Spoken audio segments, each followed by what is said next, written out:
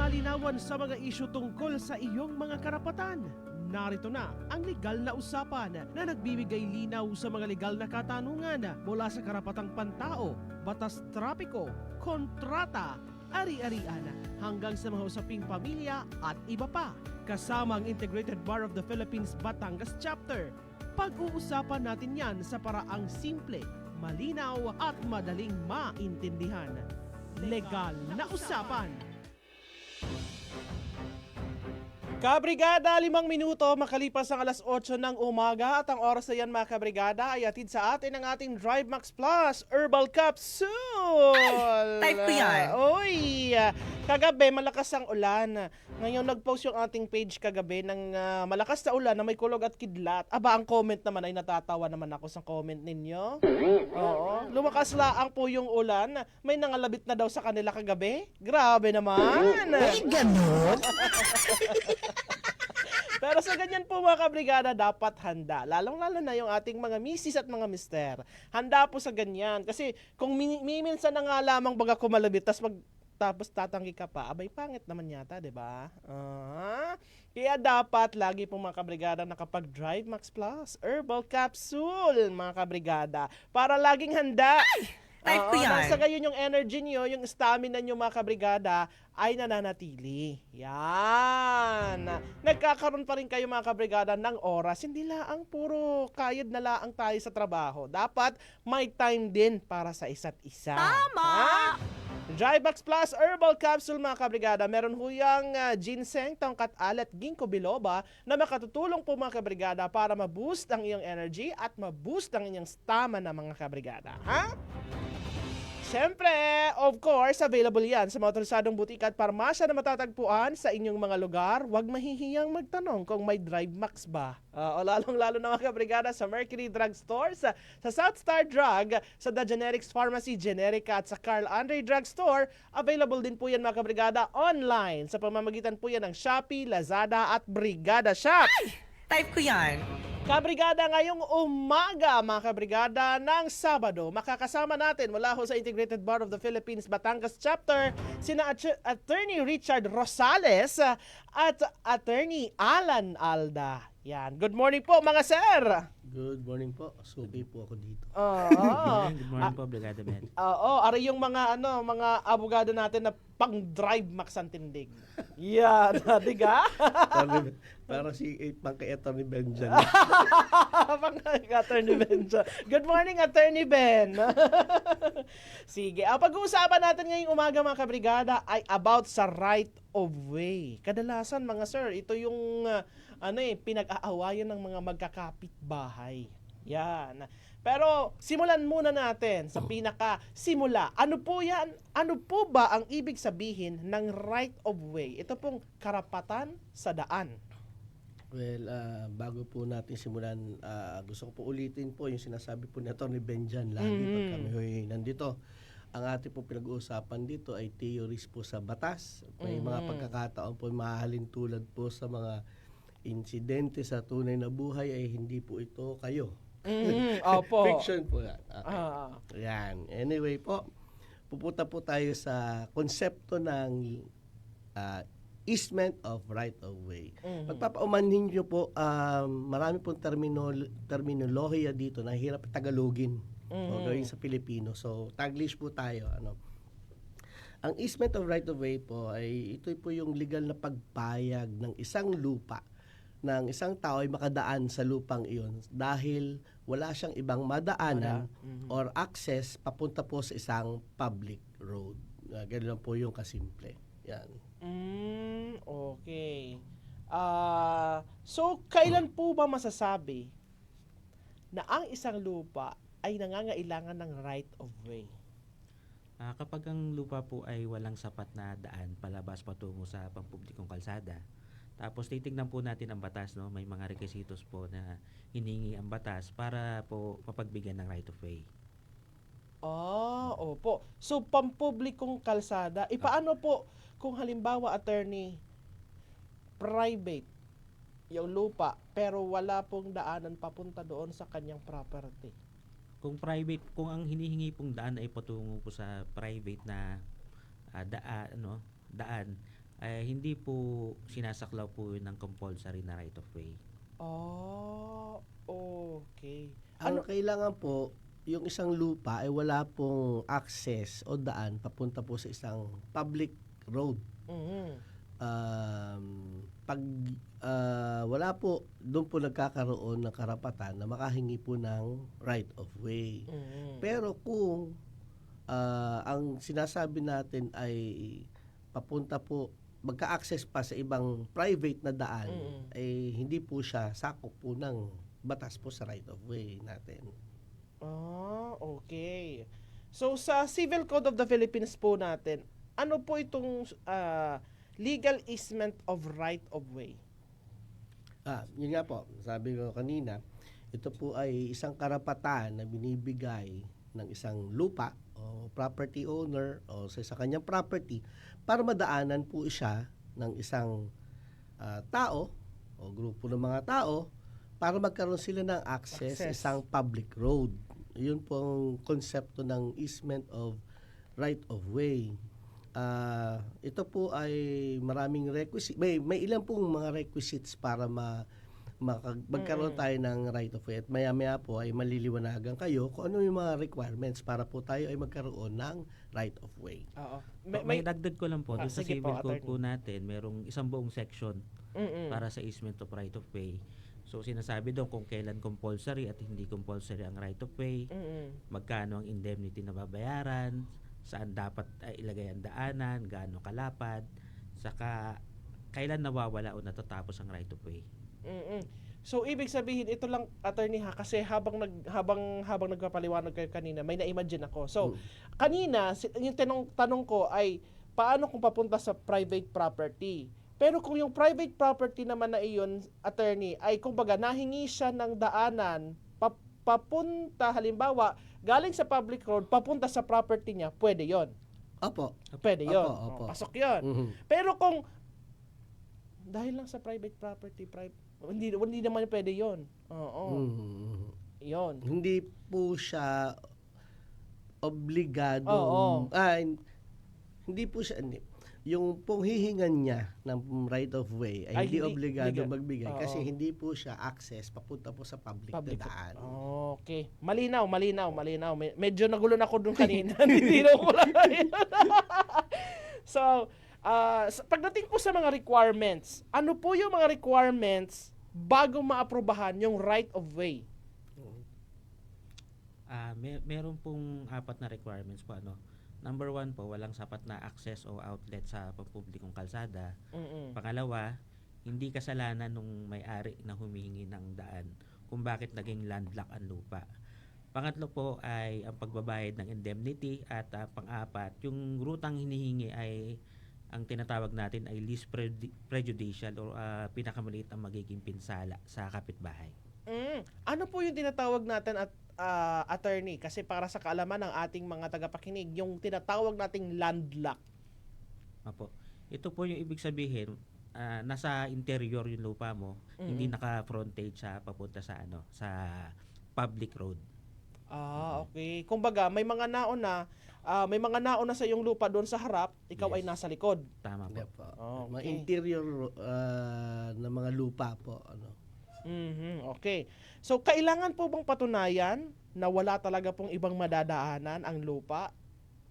Para po makapaghingi ng karapatan para sa right of way? Opo, kailangan po as based po sa requirement, dapat po wala nang ibang daan para makahingi kayo ng right of way dun sa lupa. Sabi nga po, dapat pati ang daang iyon, ang least prejudicial na doon sa lupa na hihingan ng right of way.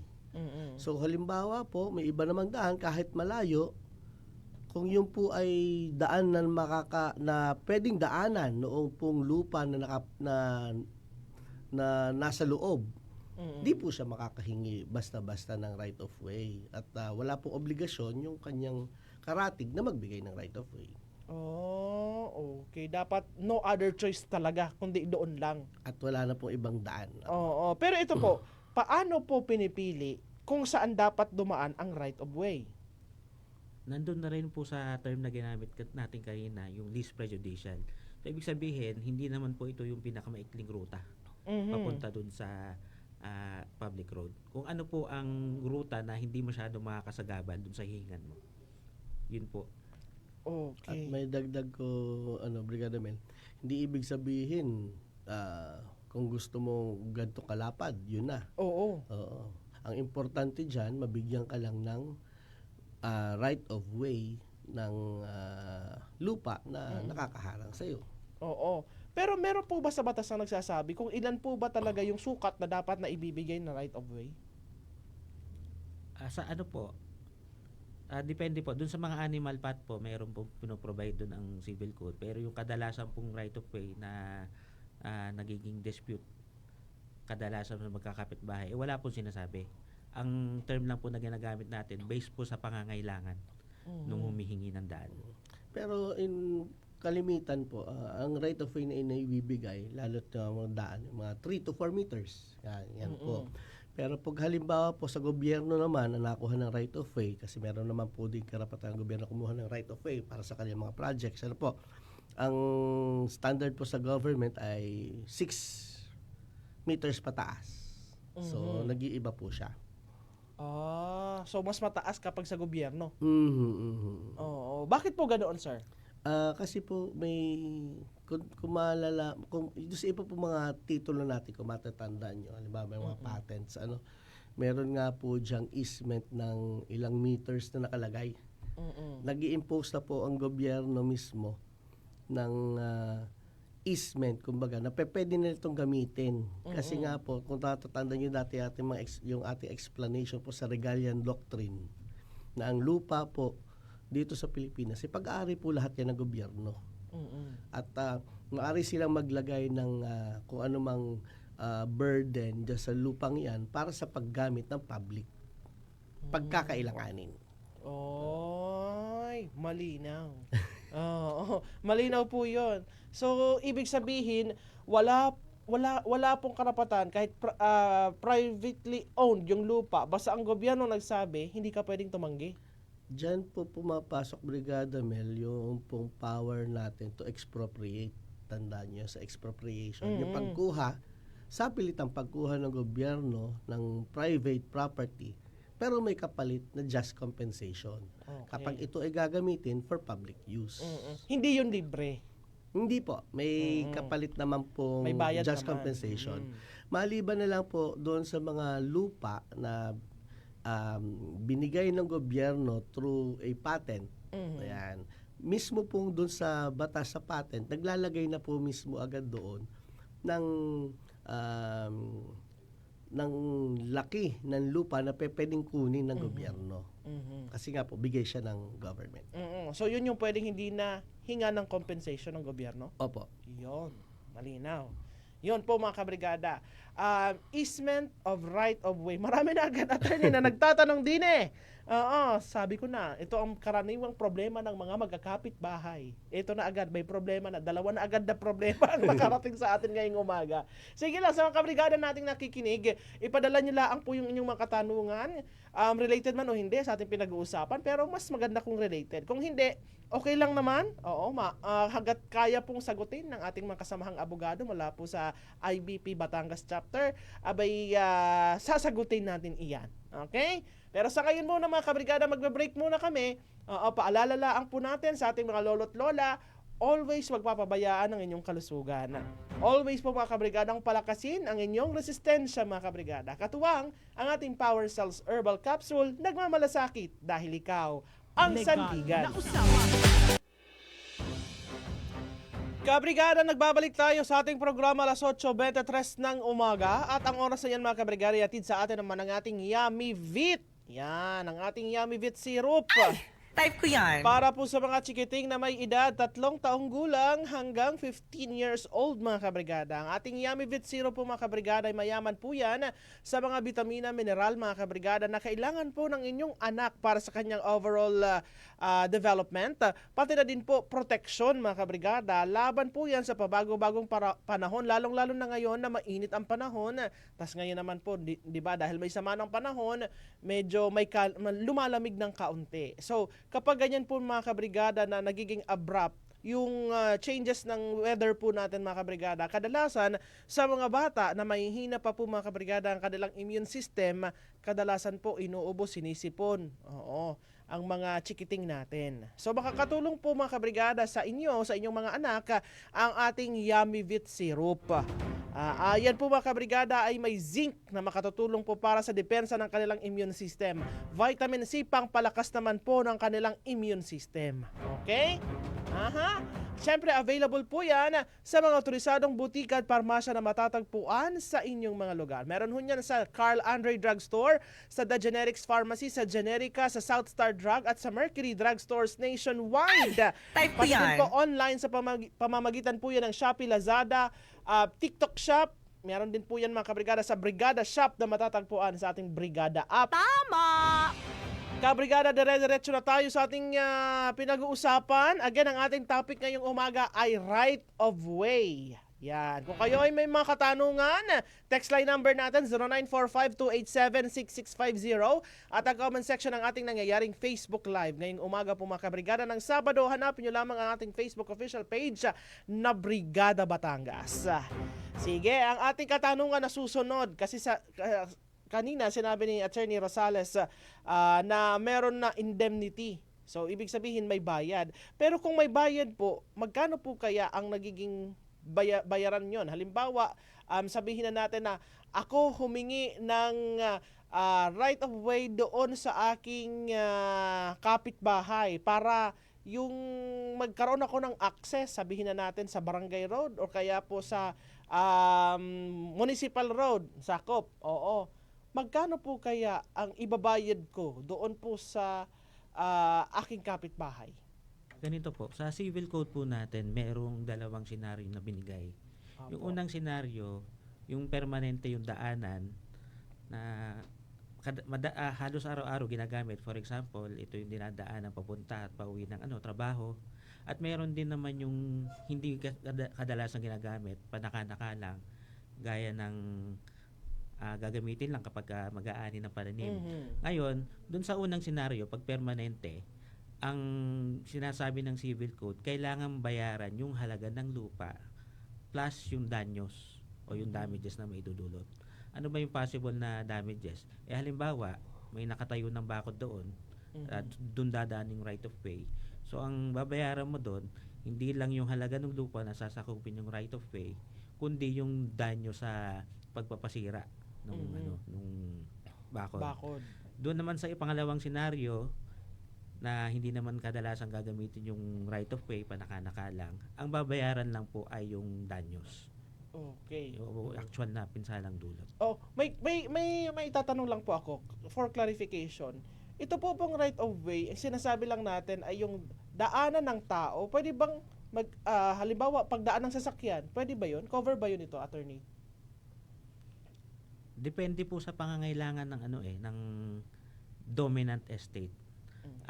Yung dominant estate po, ito po yung lupa na nasa loob Tapos ang nakaharang na lupa naman o naka-frontage ay servient estate. Depende po sa pangangailangan ng dominant estate. Kung kailangan ba lagyan natin ng ng Madadaanan ng madadaanan sasakyan. sa sasakyan or daan lang ng tao. Depende po sa pangangailangan. Kasi kailangan din naman po nating balansehin dahil ang burden naman po ay nasa servient estate. Siyempre may nag-aari, may nagmamay-ari po noon. Babalansehin po lang po natin. Hindi naman po pwedeng for the convenience lang ng dominant estate, hihingi siya ng mas malaking daan. Pero ito ang tanong, attorney.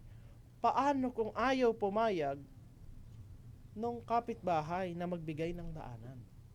May karapatan po bang tumanggi ang kapitbahay? In that case po, kung talagang walang daan, kung wala po, kahit sinasabi namin kanina, kung walang ibang daan, kailangan po niyang magbigay, but dadaan po tayo sa korte. Magpa-file po siya ngayon ng isang kaso para magkaroon siya ng right of way. At doon po sa kasuhan, pag right of way, ipapaliwanag noong nahingi ng daan na kailangan niya magkaroon ng daan doon po papunta sa public highway. Kailangan niya ipakita na wala na siyang ibang daan. At doon niya rin po ipapaliwanag kung gaano kalaki yung kanyang need na daan. doon din naman po mabibigyan ng karapatan yung pong may-ari ng madadaan ng lupa o yung servient estate na sabihin na hindi, pwede naman sa ibang lupa kakubuhan ng daan eh. Pwede naman kasi kung sa kanya pwedeng hindi 3 to 4 meters lang ibibigay ko sa iyo kasi may rason siya. So doon po ibabalanse na korte kung gaano kalaki ang daan na pwedeng ibigay at kung talaga doon sa lupang iyon kailangan makakuha ng daan or right of way.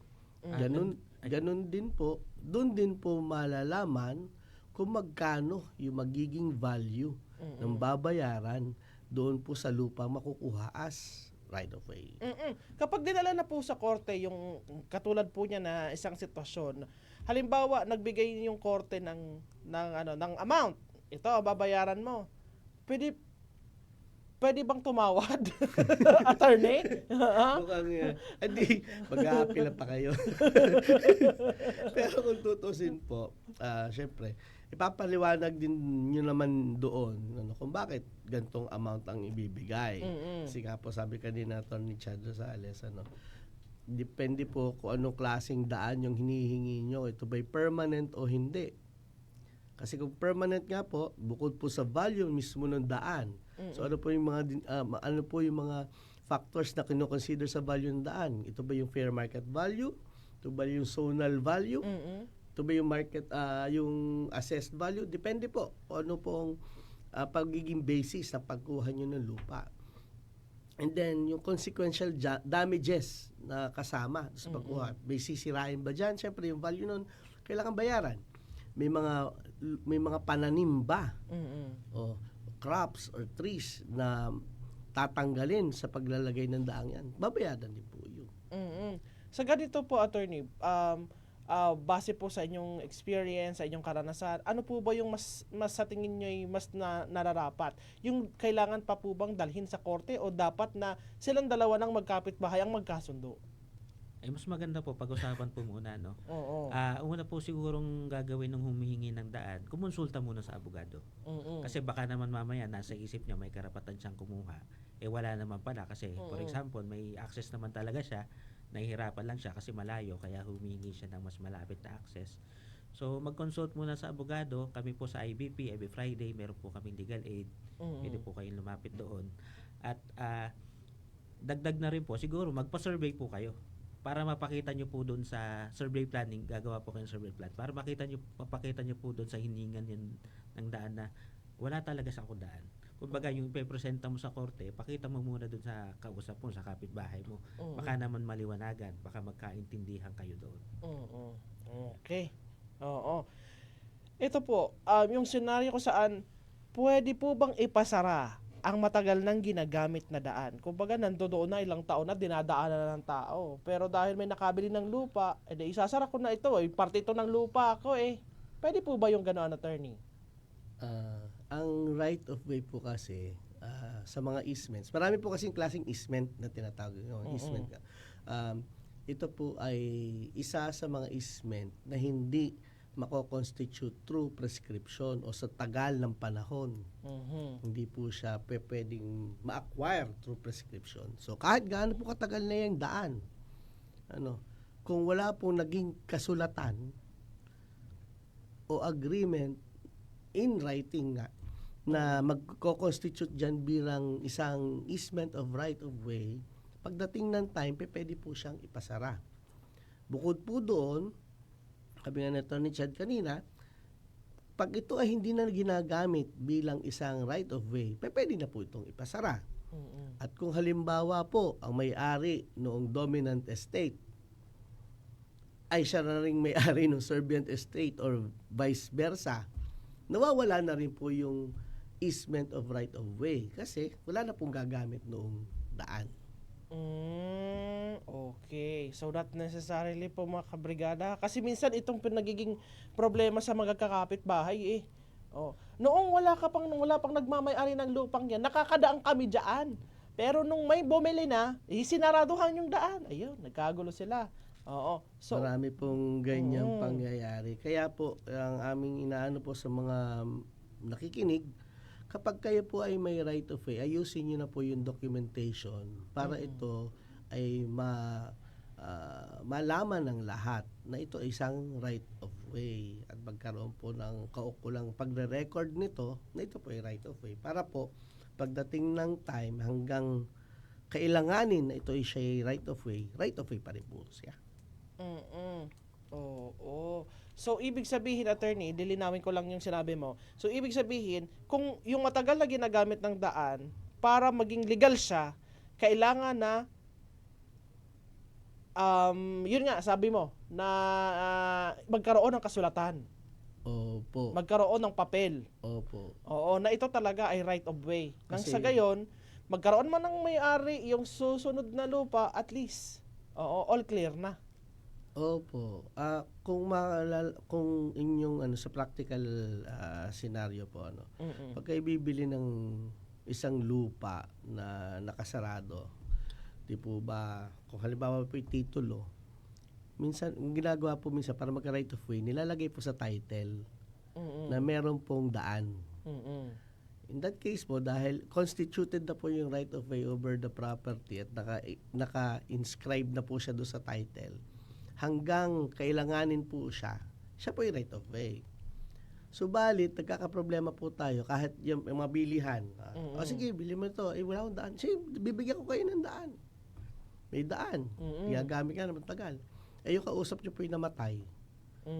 Yung mga anak po, wala naman alam kami sa usapang yan di sinarado. Diba? Kaya po nagkakaroon ng pag-aaway. Ngayon, wala po may pakitang ebidensya ngayon. Ito mga nadaan. Ito nga ay ginawang right of way. So, doon po nagkakaroon ng problema. Yun. Mas maigi talaga na may papel. Sige. Yan po mga kabrigada, ha? Yan yung usapin natin sa hindi pa tapos. Dahil halimbawa naman, kailangan muna, syempre, 'di ba, bago magkorte, may pagdadaanan muna tayo. Kailangan muna yan na may pagdadaanan muna bago ang korte. Sabi nga natin dito sa ating legal na usapan, lagi nating piliin na last resort yung korte. Yon, 'di ba? Mamaya sa ating pagbabalik mga kabrigada, ang ating katanungan, kung dapat munang idaan sa barangay bago po magkortehan, bago magdemandahan. At sa barangay, ano ba dapat na munang paghandaan natin? Ano bagang kailangan nating isaalang-alang kung tayo ay dudulog sa barangay? Ganun. Baka naman kasi ay dumulog kayo sa barangay, high pitch na kayo, kayo na agad ng, 'di ba? Ano dapat yung mga, siguro advice na lang natin doon po sa mga kabrigada natin na may ganitong problemang sa kasalukuyan na kinakaharap. Yon. Ano ba yung mga dapat nilang gawin? Yan mga kabrigada sa ating pagbabalik, ha. Sa ngayon po muna mga kabrigada, kung kayo ay nasa ganitong sitwasyon na problema sa right of way, katulad ng mga nagtatanong din sa atin. May nagtatanong na po dito sa ating Facebook Live, kay Sir Yan or Miss ba to? Kay Ma'am Yan, stay put lang po muna. Babasahin natin yung inyong mga katanungan regarding po sa right of way. Bago mag-end yung ating program, yung ating legal na usapan, ha, ang dami nilang katanungan. Mga sir. So nakaka-relate silang lahat sa ating pinag-uusapan ngayong umaga. Talaga may mga problema ng ganito pagdating sa right of way mga kabrigada. Kaya stay put lang po kayo mga kabrigada, huwag masyadong ma-high blood. Lalo-lalo na kung ganito po yung inyong sitwasyon. Dahil mahirap na yan mga kabrigada. Ha? Ipapaalala ko lang sa inyo mga kabrigada, kung high blood kayo, tapos may problema kayong ganito sa right of way mga kabrigada, huwag masyadong dibdibin, mahirap na. 'Di ba? Siguruhin nyo na lang mga kabrigada yung kalusugan muna sa pamamagitan ng ating Power Cells Herbal Capsule. Nagmamalasakit dahil ikaw ang sandigan. Kabrigada, nagbabalik tayo sa ating programa alas 8:46 ng umaga at ang oras na yan mga kabrigada iatid sa atin ang ating Standout ES4 Multivitamins Capsule. Ayan. Type ko yan. Para sa mga teenager nating anak na kailangan po mga kabrigada ng doble proteksyon, doble suporta mga kabrigada para mapanatili nating malakas, masigla ang kanilang pangangatawan mga kabrigada, pati na din po mga kabrigada, malaking tulong po yan lalong-lalo na sa development ng ating mga teenager na anak. Yan. Sa dami ba naman ang kanilang kinakaharap, mga pressure sa pag-aaral, 'di ba? Yung mga sunod-sunod na deadlines, mga exams, mga final exams, yan, malaking tulong po sa kanila mga kabrigada yung ating Standout ES4 Multivitamins Capsule. Ako nga iniisip ko sana noong ako'y nag-aaral, meron ng Standout. Oo. Siguro ayaw ka nang daragdagan? Magwi-wishful thinking na naman tayo Pero malaking na po yan mga kabrigada. Malaking tulong po iyan sa ating mga chikiting. Nang sa ganun po mga kabrigada ay maiparamdam natin yung suporta natin sa kanila. Yan. Alam naman natin yung mga teenager kasi ngayon na sila po ay gusto lagi na ma-experience ba mga sariling desisyon nila, ganoon. So tayo bilang mga magulang, nandoon pa rin yung worry natin sa kanila na ito kaya ay kumain na, ito kaya ay kumusta, ganon, 'di ba? Yung nakikipaglaban yung mga anak natin na teenager for independence, tayo naman para kampante tayong mga magulang, bigyan natin sila ng mga ganyang klaseng vitamins. Yan, para po natutulungan at nagiging kampante din tayo mga kabrigada na ay okay lang, yun naman ay naka stand out, 'di ba? At least ganoon mga kabrigada, yung natin, pakiramdam natin, yung sense ba mga kabrigada na may ginagawa tayo para matulungan din ang ating mga chikiting na teenager. Yan. Ang Standout ES4 Multivitamins Capsule mga kabrigada ay available po yan sa mga otorisadong butika at parmasya na matatagpuan sa inyong mga lugar. Diyan ho yan sa Generica, The Generics Pharmacy, South Star Drug, Mercury Drug Store, Carl Andre Drug Store at online sa pamamagitan po yan ng Shopee, Lazada at ng Brigada Shop. Ay! Type ko yan. Sige, dire-diretso na ho tayo mga kabrigada. Ang ating katanungan na ibinitin kanina. Unang hakbang kung hindi talaga attorney magkasundo yung magkapit-bahay. Oo. So kailangan po munang idulog sa barangay para mapag-usapan. Sa maraming pagkakataon po, opo, kailangan po. Kasi kadalasan naman po ang alitan sa right of way ay sa pagitan ng magkakapit-bahay na nakitira sa isang lungsod o munisipyo. Pero may mga instances po na hindi kailangan. For example, yung may-ari nung property na naka-frontage ay hindi naman talaga taga doon. Hindi residente sa parehas na munisipyo o lungsod. O kaya naman ang may-ari ay isang korporasyon. Pero gayon pa man, i-advise pa rin po namin, ilapit pa rin sa barangay. Ang consequence lang po ganito, kapag ka obligado ka na lumapit sa barangay at hindi ka lumapit, maaari pong ma-dismiss ang kaso na ipapile sa korte. Kailangan pa rin attorney yung certificate To file action. to file action. Okay. So kapag ganito po attorney, halimbawa nag-usap sa barangay pero nag-demand yung kapitbahay, hindi dapat ganyan yung ibabayad mo sa akin, dapat ganun. Pwede ba yun? Ay magkakaano na po. Ibig sabihin po, wala pong agreement na nangyari sa barangay level, kailangan na po nilang dumulog sa korte. Pero pwede ba silang mag-demand ng bayad sa kanila? Opo, yung servient, may-ari po ng servient estate, pwede po mag-demand. Kailangan po mag-demand. Sabihin na natin na sabi nung nahingi ay sige 25,000 ibabayad ko sa hindi, gawin mong 30. Pwede ba gayon?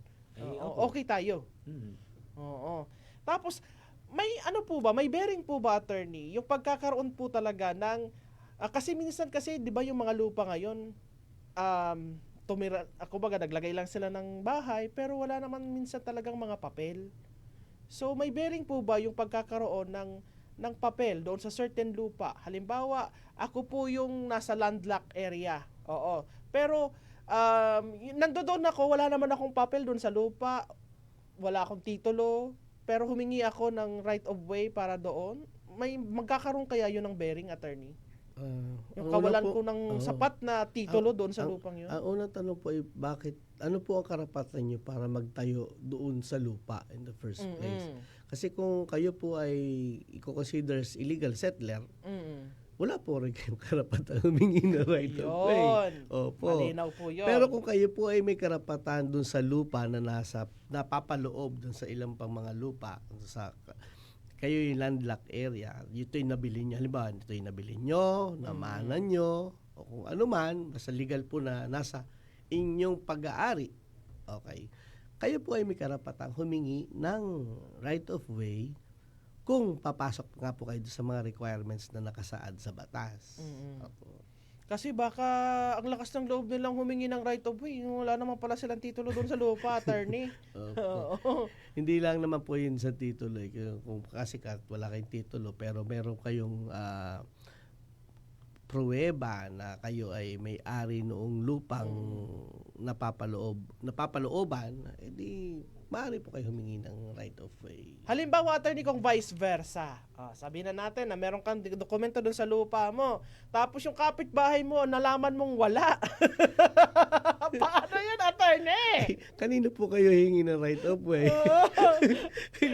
Opo. Oo. So, ang problema po nun, kanino po kayo hihingi ng right of way? So, dapat po, kilala ninyo yung may-ari po ng lupa na nakakaharang sa inyo.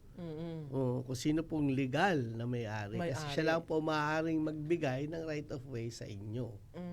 Kasi kung yun po halimbawa ay naupa lang doon sa lupa, hindi po siya makakapagbigay sa inyo ng right of way dahil wala po siyang karapatan na mag-convey o maglagay ng burden po doon sa lupa na kanyang inupahan. So, dapat po doon sa may-ari. Malinaw po iyan. Sa mga kabrigada nating nakikinig, ha? Sige. Ito naman po, may mga, dito po muna tayo sa ating mga katanungan bago po tayo doon sa payo. Yan. Ito, may mga katanungan po kasi dito. Hindi lang nagre-reply ito si Ma'am Lizelle, pero yung tanong niya, yung dumadaan nga daw po sa bubong. Oo.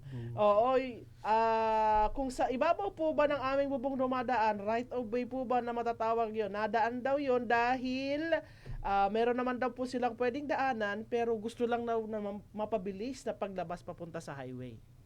Sa bubong po talaga. Kaya nga, isa bubong daw. Nireply ko siya kung paanong sa bubong, hindi pa nagre-reply. Kaya nga po, hindi po kaya magnanakaw yung dadaan. Oo. Pero siguro kasi, siguro Bubong. nasa mataas ng, siguro, paano ba yun? Bundok ba yung tinitirahan ninyo at nasa taas yung daanan? Ganon? Parang ganon? Baka underground yung kanilang bahay. Oo.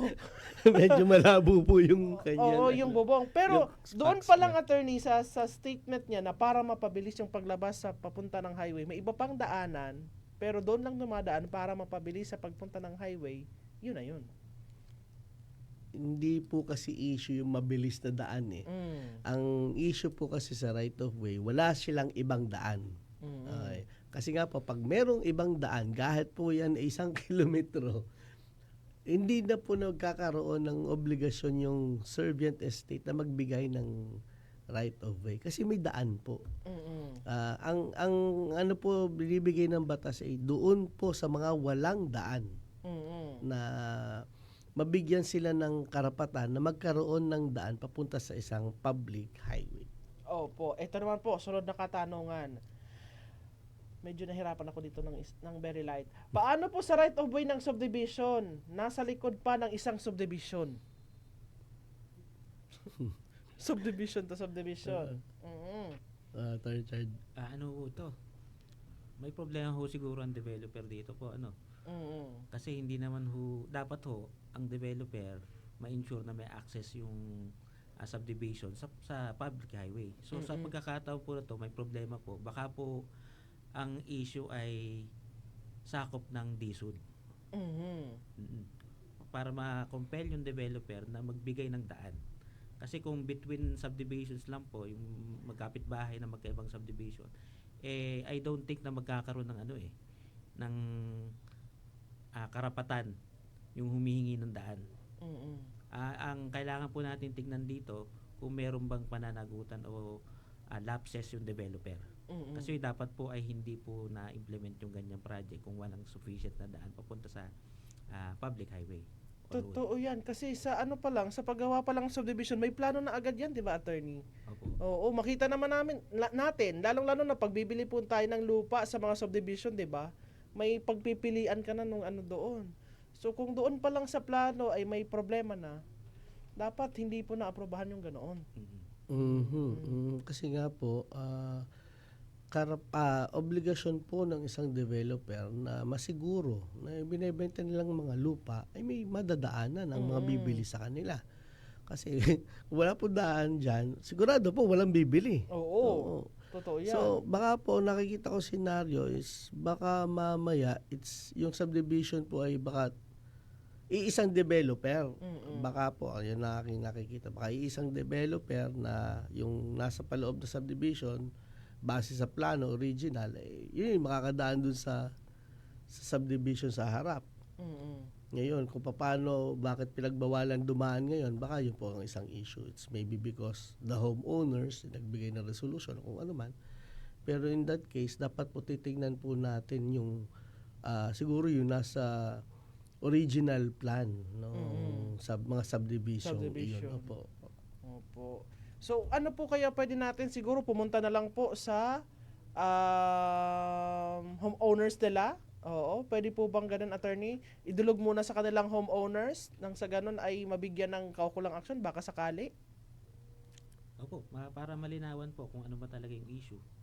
Maliban doon, kumonsulto rin po siguro sa abogado. Yes. Kasi limitado po ang may sasagot namin dahil yung information po na binigay ay limitado lang din.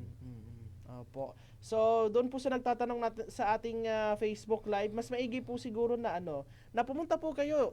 Libre naman po yung yung paghingi ng advice sa IBP Batangas. Matatagpuan po sila mga kabrigada diyan sa may Palyokan. Malapit lang po sa SM. Every Friday from 1 p.m. to 4 p.m. Attorney, tama po? Tama po. At Ayaw. bukod po doon, meron po Yes. kaming programa na tinatawag po naming LODI or Lawyer of the Day Initiative. At meron po kami mga volunteer lawyers tuwing Tuesdays and Thursdays sa ilan pong mga regional trial courts sa buo pong probinsya. Sa trial courts po ng Nasugbu, ng Balayan, Taal, Tanawan, Lipa City, Batangas City, and Rosario. So meron po yan, Tuesdays and Thursdays. Maki-coordinate na lang po kayo doon sa aming, sa mga courts po doon at meron po kaming mga nagvo-volunteer po every Tuesdays and Thursdays po sa mga lugar na yan. Oo. Check nyo lang po yung availability kung may nag-volunteer po o hindi. Yan, kung kayo po ay malalapit sa nabanggit na lugar, dalhin niyo po yung yung mga documents ninyo. Mas maigi po sa paghingi ninyo ng advice, bitbitin niyo yung mga papeles na kailangan na maipakita nang sa ganun mas maganda pong advice ang maibigay po sa inyo. Okay? Sige, magko-commercial muna kami. Sa ating pagbabalik, tanong tayo ng advice sa ating mga abogado. Kapag bibili ng lupa, mga kabrigada, ano ba ang dapat tandaan nang sa ganun po ay hindi tayo magkakaroon ng problema pagdating po sa daanan? Yan mga kabrigada ha. At syempre, ang bahaging ito ay hatid sa inyo ng ating Power Cell Herbal Capsule. Nagmamalasakit dahil ikaw ang sandigan. Kabrigada, huling yugto ng ating segment na legal na usapan. At ang bahaging ito mga kabrigada, igatid sa inyo ng ating Guard C Plus with Zinc. Always protektodo ang kalusugan. Yan. Type ko yan. Sabi natin mga kabrigada, kapag malamig ang panahon, nagdadry ang ating skin. Ganon din pala mga kabrigada pag mainit. Lalo na mga kabrigada, pag sobrang banas, nakakadry mga kabrigada ng skin. Tama! Yan. Kaya po napaka-importante po talaga yung collagen mga kabrigada. Nang sa gayon, yung moisture niya, kaya yung elasticity po ng ating balat ay hindi nawawala. At dahil dyan, malaking tulong po para sa inyo ang ating Guard C Plus with Zinc. Mayaman po yan sa vitamin C na nakakatulong sa collagen production. Tama! Yan! Isang kapsula lang po mga kabrigada ng Guard C Plus with Zinc sa isang araw. Malaking tulong na po iyan mga kabrigada para sa vitamin C natin plus sa collagen production plus na din mga kabrigada sa ating calcium. Plus, may zinc pa yan. Ang dami, di ba? Oo. Sana all madami lagi. Kaya naman po sa isang kapsula ng Guard C Plus with Zinc, jump pack na po ang benepisyong inyong makukuha. Guard C Plus with Zinc, always protektodo ang kalusugan. Kabrigada, ito na tayo. Huling yugto ng ating legal na usapan. Hindi na tayo magpapatumpik pa. Yan, ang dami nun ha. Ating hinang kaninang katanungan. Para kina Attorney Alan at kay Attorney Richard. Ang ating katanungan ay, ano po ba yung dapat tandaan or maipapayo ninyo doon po sa ating mga kabrigada bago po sila bumili ng lupa, anong kailangan nilang isaalang-alang para hindi magkaroon ng problema pagdating po sa right of way? Una po, tignan po muna nila yung property kung interior ba siya o naka-frontage ano. Kailangan makita natin kung may diretsong access sa public road. Ngayon, kung interior lot naman siya pero may existing na daan, tignan muna natin kaninong lupa bang dinadaanan. Tapos may kasulatan ba yan? May annotation ba sa titulo? O kaya nakarehistro ba ang easement? Pangatlo, mag-ocular inspection kayo mismo. No? Huwag lang kayo magbase sa titulo o kaya sa survey plan. Importante yung nabanggit kong pangalawang advice na alamin kung may kasulatan ba o may rehistro. Kasi minsan, ang right of way ay pakikisama lang. Pinagbibigyan lang ng may-ari. Hindi natin alam, maaaring mag-change yung circumstances na, like for example, namatay yung may-ari, nabenta yung lupa, nagkaroon ng bagong may-ari. Doon lumalabas ang problema. So kapag hindi rehistrado yung easement, walang papel, maaaring isara nung bago may-ari ng lupa. Yeah po. In addition, yung lagi namin ginagawa po ng mga lawyers, pag mayroong mga bilihan, yung tinatawag naming due diligence. Mag-research po kayo patungkol po doon sa lupa ninyong binibili. Wag po magbadali.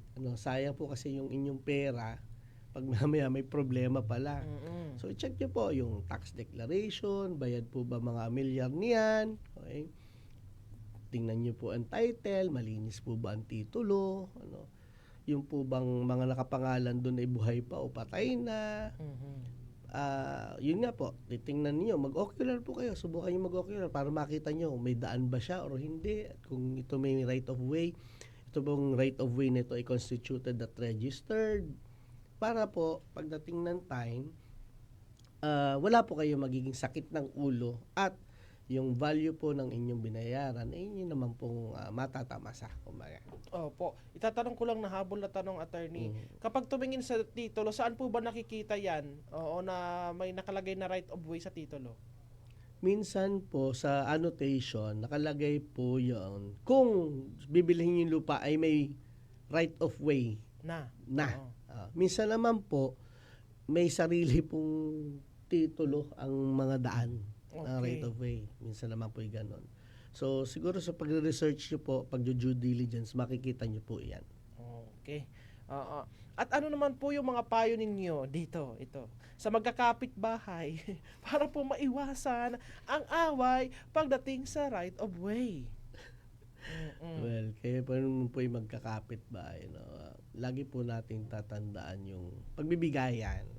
Tsaka po yung ating po mga karapatan. Lahat po tayo may karapatan. Pero once po ang ating karapatan ay tumapak na sa karapatan ng iba, baka hindi na po siya karapatan. May hangganan po ang karapatan ng bawat isa. So yun po, yung sa pakikitungo po ninyo sa bawat isa, pag ang pinairal po natin yung tamang paggamit ng ating mga karapatan, hindi naman po tayo magkakaroon ng mga problema. So pwede po natin gamitin iyan sa pagtingin po kung may mga alitan tayo with regards to right of way, nalampas ba ako sa paghingi? Kailangan ko ba talaga siya pagbigyan? Kailangan ko ba siyang hingaan ba talaga? So in those cases po, yun po pwede natin maging mga factors po sa pakikipag-usap po sa ating mga kapitbahay with regards po sa right of way. Maidagdag ko lang din po, mabuti na po merong kasunduan. Kahit po maayos po ang usapan niyo ngayon, ang relasyon nyo, maganda po nakalagay sa papel para po establish talaga ang right of way. Kasi nga po, nag-iiba ang circumstances, nag-iiba ang parties dyan. For example, yung mga anak natin, maaring hindi sila magkasundo later on. So, kung nasa papel po, may kasunduan po ang right of way, may iwasan po yun. Tsaka tatandaan po natin, ang mga right of way disputes, ang pinakamurang solusyon dyan ay ang maagap na pag-uusap. At ang pinakamahal ay yung solusyon na kailangan ng idaan sa kaso. Oo, at mas maigi siguro magkaroon ng notaryo yung kasunduan, attorney, Tama po. Oo. So kung halimbawa magkapitbahay kayong dalawa at nagkasundo kayo, na yung kapitbahay mo pumayag, sige bibigyan kita ng daan din eh.